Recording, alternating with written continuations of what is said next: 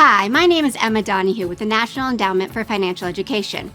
We are in Denton, Texas, talking to students, advocates, and educators about the importance of financial literacy in schools.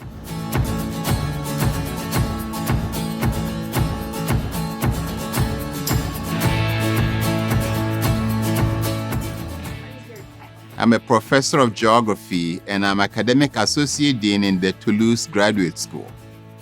So that means that I am responsible for ensuring graduate students' success. My job begins when graduate students arrive on campus, and it ends when they leave campus. Because one of the biggest problems we're dealing with is graduate students' mental health.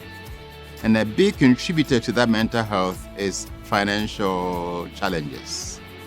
With the inflation, what happened with COVID and all that, financial literacy is absolutely critical for our graduate students. And several times I've had to come to the Money Management Center and say to them, I need help. There's another student who's struggling, and it's been wonderful working with Paul and his team.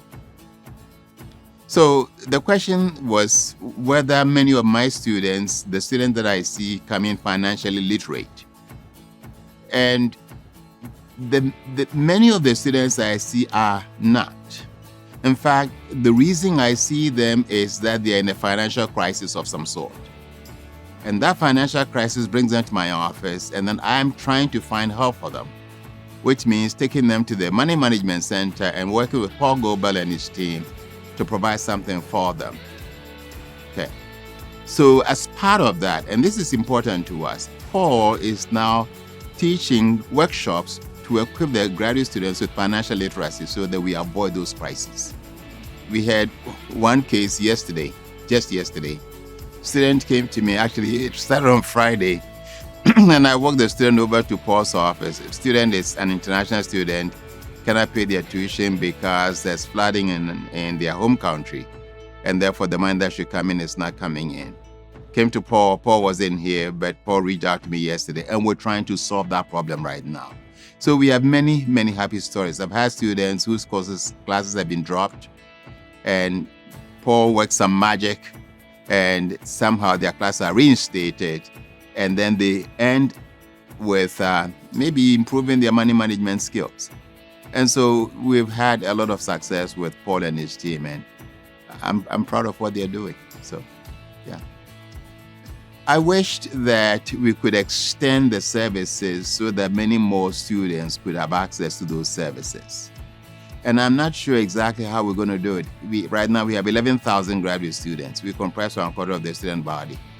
And I can't mandate it. I wish I could. I can't mandate it.